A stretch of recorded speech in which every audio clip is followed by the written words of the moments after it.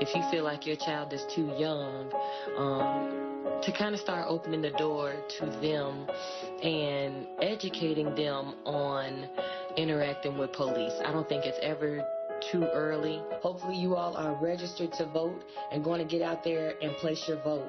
If you do not vote, you do not have a voice. I am suffering from something that some of you all may be dealing with right now. It's a little bit of depression as well as PTSD. I was asked, was I trying to racially unite or racially incite?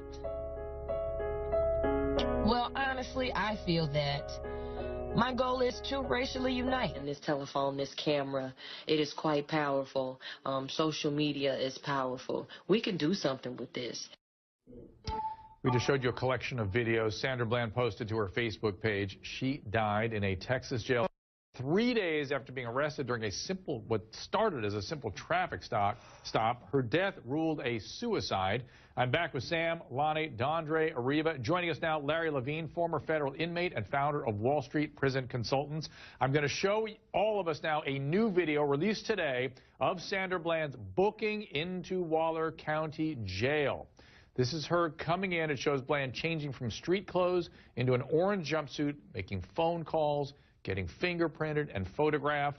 The video was released to dispel, allegedly, social media rumors that Sandra had been, that's her mugshot, and there was rumors that that was after she had died. And just for the record, that's not what a dead person looks like. That's a live person. Or that there was some mistreatment during the booking process or began or after she was booked. Larry, I want to go to you. Anything that you see in that video that the rest of us might not see, and does it dispel these rumors? Looks all routine to me. It looks like a well-run jail.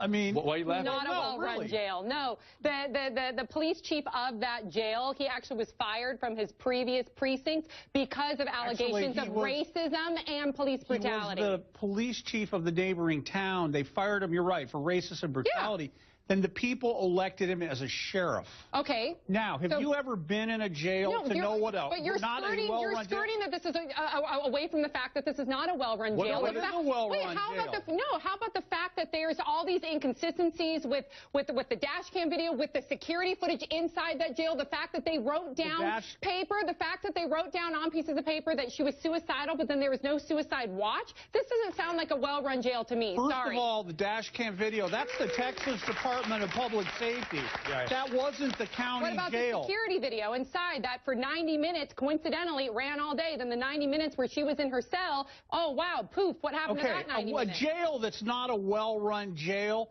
people are being assaulted all the time by other inmates. They're getting mistreated by the staff.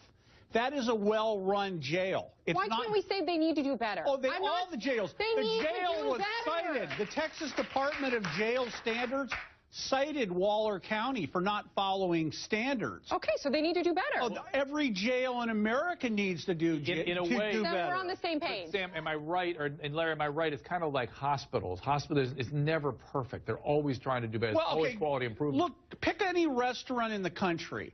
Go ahead and look on Yelp and all these social media rating sites. There's stuff that you can find good stuff and bad stuff about any place. A hospital is what I'm familiar with, and it's no way to make it perfect, just impossible. But I want to bring in Deneen Manette. Deneen Manette is a criminal investigator. She's author of Messages for Joey. Deneen, you heard this conversation. What do you see in this video?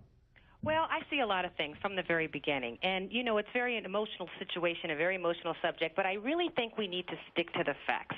What I've seen from the beginning is that I see a cop that escalated a situation because, you know, of course, he should have told her to put her cigarette out. He should have just said, you know what, go ahead and smoke, and I'll finish this ticket when you're done. And she would have probably hurried up and put the cigarette out just to get this over with. So I see him acting completely inappropriately and unprofessionally, and I see the jail not taking into account the fact that she obviously has a depressed and previous suicidal background. Okay, now, so that's a big deal, though, right? That she didn't get the mental health services she needed. Yes. Unless, hold on a second. Wait, Benine, I want to interrupt you 1 second. You told me something before you came in here about the orange color she had. Okay. Is it possible that they were identifying her as somebody by putting her a different color who had mental health needs? Could be that she was of a certain sexual orientation.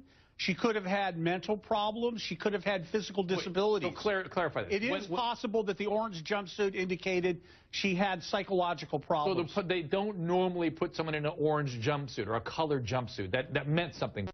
Correct. Dr. Drew, that is a completely speculative statement. Yeah. No one from the system, no one from the jail, no one from the district attorney's office, no one involved in this case has made that statement. So we're introducing into the situation facts that do not exist. So let's not do that. Let's stick to the facts. Jumpsuit, Drew, that could have just been the jumpsuit that also was available. It just showed up. They take them out of a bin. Yeah. But I possible. Before we go down the path of she didn't get mental health services, I want to at least open the possibility that somebody may have identified her as having some special needs. But Deneen, finish up. I'm sorry.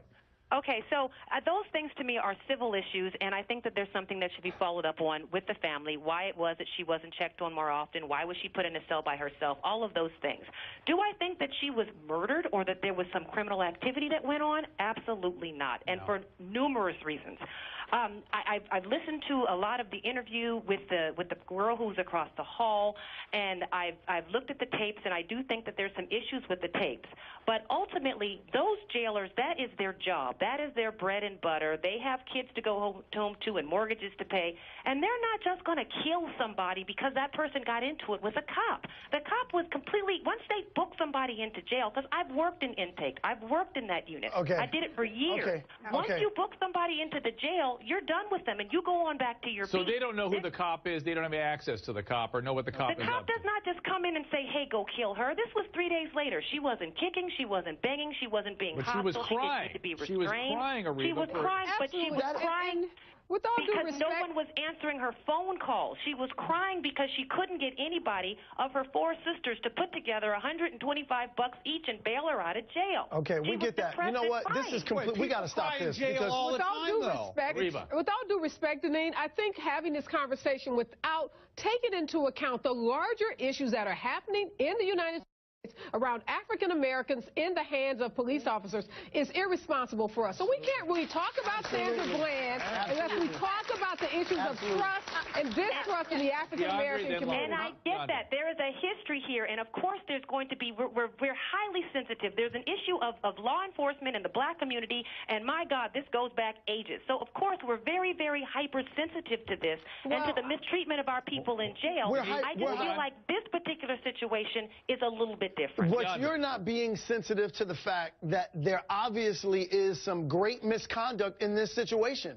And what you're doing is that you're speculating that there's no misconduct based on your experience. Okay, No, I do believe there's misconduct. Her being put in that cell by herself was not appropriate. Her not being checked on, her not having her mental health care given to her. Absolutely. That was completely wrong and is actionable. I just don't think anybody went in there and killed her for no reason. Lonnie, last thoughts. Well, and the misconduct that people are talking about out in the traffic stop, everybody's assuming that the cops were worried about that. If you watch the videotape after she's arrested and taken away, the cops talk to each other and they go, thank heavens that was all on videotape. Yeah, it's going to be okay. They figured everything was fine, that they handled everything correctly, and that the videotape would help their case. So where's the intent for them to feel like they had to shut this woman up? Okay, hold it. Sarah, I'm going to go to you as soon as we get back from this break. Okay, so hold on. We're going to continue this conversation. And later, a 911 dispatcher. This is an unbelievable tape. You're not going to believe